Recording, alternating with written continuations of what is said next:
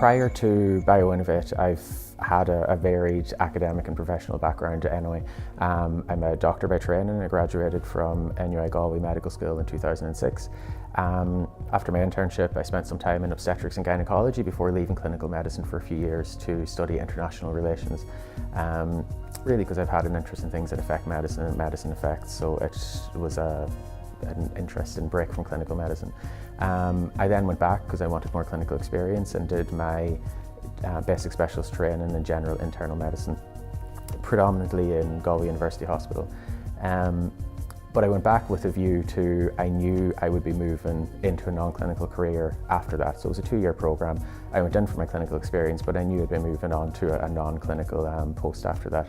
And that's really when BioInnovate came up. It was my second year of my scheme that was the first year of BioInnovate. And I came into the second year of BioInnovate. So I had been researching it. I've been speaking to some of the fellows, I've been speaking to the program staff. And I suppose I started thinking about where I wanted to be and what I wanted to do, and felt that BioInnovate would be a really good bridge into a non-clinical career. The first phase of the BioInnovate Fellowship is a needs identification process, and that starts with a clinical immersion where we spend 8 weeks in a clinical environment observing various clinical stakeholders, so whether it be surgery or nurses on the ward or physiotherapists.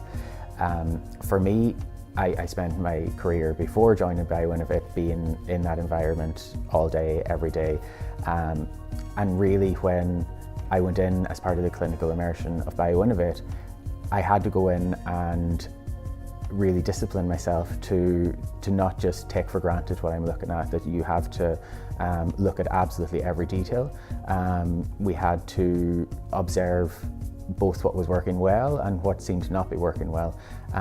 Not just from what, say, a surgeon was telling us that wasn't working well. We had to observe their behaviour.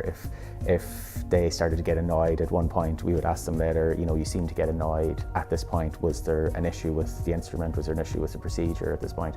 Where as a clinician, if a surgeon was getting annoyed, you would try and stay well away from them and not get involved in that conversation. So it involved looking at the clinical environment with a completely different perspective than as a clinician I would have done before. At the same time, I was observing things that I would have seen before, along with people from a different background. So say with a biomedical engineer who then would have been asking me questions, for example, about the anatomy or the physiology or the medical side of it, but really bringing out points that maybe I didn't even think about when I was observing it, but because it was entirely new to them, they were picking up on things that I would not have seen possibly beforehand. And really the clinical immersion completely changed my way of thinking, not just in a clinical environment, but right across every aspect of my life at this point, that I now have become, I look at things and I think about, if there's an issue there, is it fixable? Is it worth fixing? And that's not really the way I would have thought beforehand. So, yeah. The key moment for me when I realised I actually wanted to have more of an entrepreneurial role after the fellowship was after Christmas, so about halfway through the fellowship, when we had whittled down our needs to our final 3 or 4. We were brainstorming on it. We were coming up with some really interesting ideas that potentially could be brought forward to assess them further as to see if they could be brought into a startup.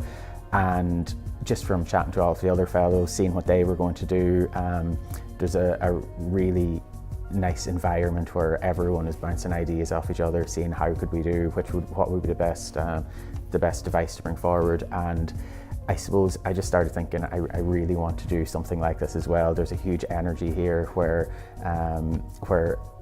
anything almost seemed possible. It's like, okay, well, we have all these great ideas, let's figure out what the best one is and let's do something with it.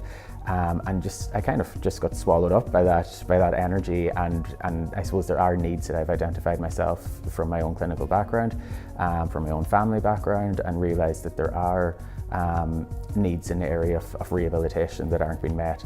And I suppose when I started thinking about them around the same time as I started thinking about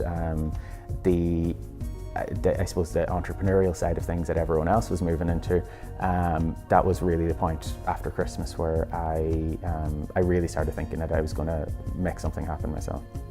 So for me, the BioInnovate Fellowship has completely changed my mindset. It's also given me the skills and the confidence to bring forward my own business and bring the highest quality of rehab care to Ireland.